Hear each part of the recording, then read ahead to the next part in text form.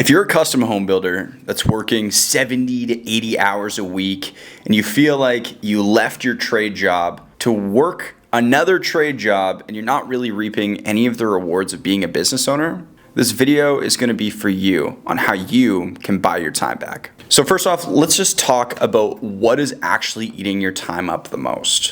One of the biggest things that I hear from our clients is that they spend a lot of time every single night responding to emails.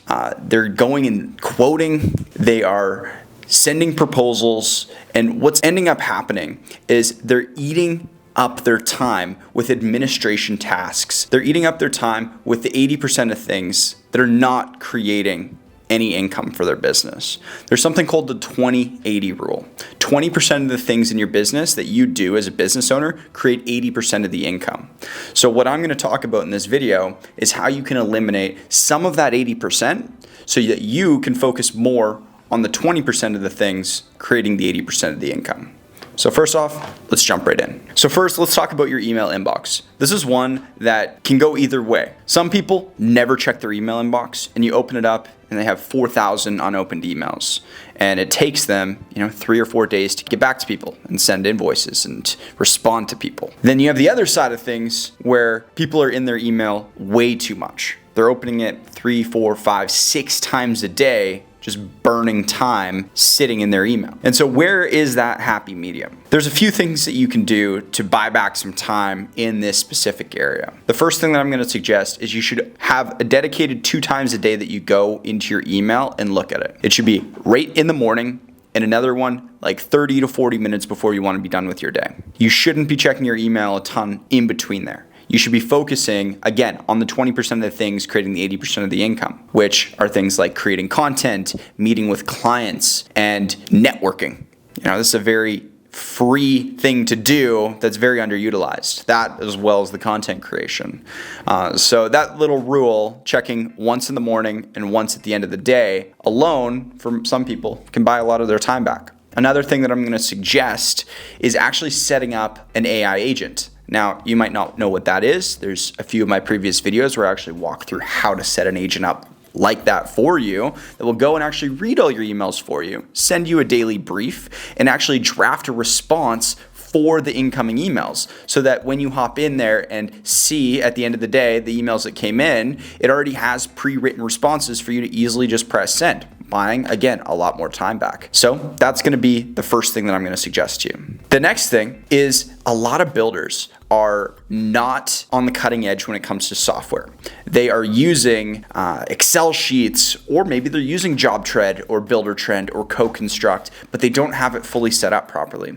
And what happens is it creates inefficiencies. It creates a ton of repeat work.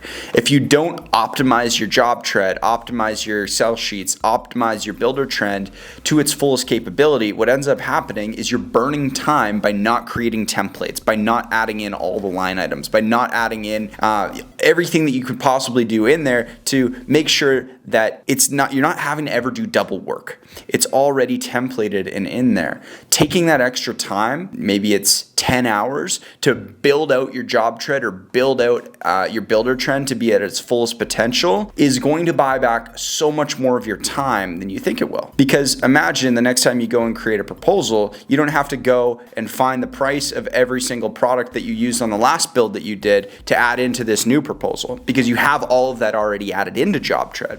It would buy you a lot of your time back. The next thing is actually micromanaging. So if you do really good work and you do your due diligence and hire the right type of subcontractors, you don't need to micromanage. Now, I've seen this happen over and over and over again. If you undercut yourself on the market, meaning that you are competing on price, not quality, you end up having to sacrifice the quality of subtrades that you bring into a project. And when you sacrifice the quality of subtrades that you bring into a project, you end up having to micromanage. You end up getting people that are not the best in the industry. And what ends up happening is it burns up your time, and you actually end up spending more money on crappy subtrades than you would if you just hired the good subtrade that you didn't have to spend brain power micromanaging and ensuring that they're not going to screw your project up. And so Hiring good subtrades is actually going to buy back your time. That will allow for you to not have to micromanage. And when you have to micromanage and go to the job site and make sure that the drywaller didn't, mistape something or just screw something up, that takes away your time. That takes away time that you could be meeting a potential client or referral partner for lunch, takes away time where you could be recording content, takes away time where you could be sending a proposal. All these things that are part of the 20% creating the 80% of the income are pulled away from when you have to go and do quality assurance on a crappy subtrade that you cut a corner on. So make sure that you do as little quality checking as you can possibly do by hiring good subtrades or putting the right systems in place to make sure that you don't have to go to the job site every single day and look at every last thing that every single person that you have on that site did. Because if you have to go and look, what did the plumber do, and verify that everything that they did was right and not being able to trust them, that's not going to work at scale. How are you ever going to do 10 homes a year if you have to go to every single job site and look at everything that every subtrade did every single day? It's just not sustainable. Yes, you need to have a quality assurance part of your build. That's very important. You can't just blindly trust these subtrades, but you shouldn't have to micromanage. There is a happy medium in there. And so that's why I would put that on this list. The next thing that I'm going to tell you, now this one isn't as direct. This is kind of a more of an idea, but being a perfectionist kills your time. If you spend so much time trying to be perfect on video, in your emails, on everything in your business, what ends up happening is you get into something called analysis paralysis. And if you get into analysis paralysis, nothing ends up ever getting done. If you look at the top entrepreneurs in the world, you look at guys like Jeff Bezos, even guys like Elon Musk, they are not perfectionists. What they are is they're master delegators. If somebody can do it 90% as good as you, it's 100% better than you doing it. And they act with speed. If you were to go and tell Elon Musk, hey, go create a new car tomorrow, he's going to have the concept delegated and built out within the next few days. But if I ask you to go build a house and you're a perfectionist and it takes you, 5 months to get everything perfect, you're going to lose to your competitor who's just faster than you. And so not being a perfectionist is killing your time. It's a way that you can buy your time back. And I'm not asking you to sacrifice your quality. I'm not asking you to not do your best and just cut corners. That's not what I'm saying. I'm saying that a lot of builders get stuck in this perfectionist loop where everything has to be this exact way.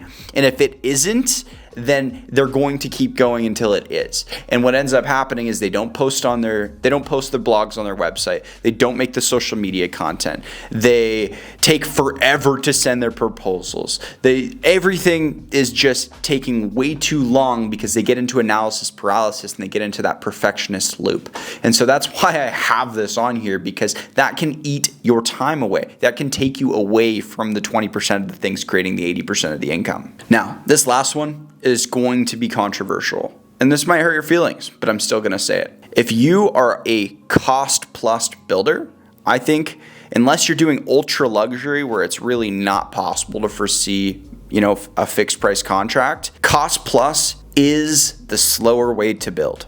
If you are a fixed price builder, it is a fact that you have a lot higher chance of building the house much quicker. Because if it's a fixed price contract, obviously most of the people watching this are already going to understand it, but I'm still going to explain it. Fixed price contract allows for you to get all the selections up front. It allows you to plan ahead and to not wait for the customer to change their mind and figure out, oh wow, the cabinets cost a lot more than I thought. Let's look at 15 other options, and now all of a sudden you have to wait before you can do this, or this. It creates inefficiencies doing cost plus. Yes, you can start and break ground quicker, but the entire build process takes longer because you have to wait for selections along the way. A fixed price contract eliminates all of that, and you are now incentivized to build fast because you're not incentivized to have a crew sit on the job site and you're milking, 50% of their wage while the customer is soaking that cost. In my opinion, if you're building homes that are under $2.5 million and you're not doing a fixed price contract, it's not the best way that you could build. There's just so many more benefits for the client and for yourself. You're able to make a lot more margin on a fixed price contract than if you do a cost plus. And you will buy back your time doing a fixed price contract versus cost plus. Plus, it's a lot less of a headache. So if you got value from this list and you want future content like this promoted to you, make sure that you like this video and subscribe so future videos like this get promoted to you. And if you don't know who I am, my name is Seth Van Dale, and I'm one of the co-founders of Home Builder Marketers as well as Sightline, where we are implementing AI into home builders and remodelers' businesses. And we are on a mission to help 10,000 home builders reach more than 10 custom homes sold per year. So if you align with that vision, make sure you subscribe. Thanks for watching.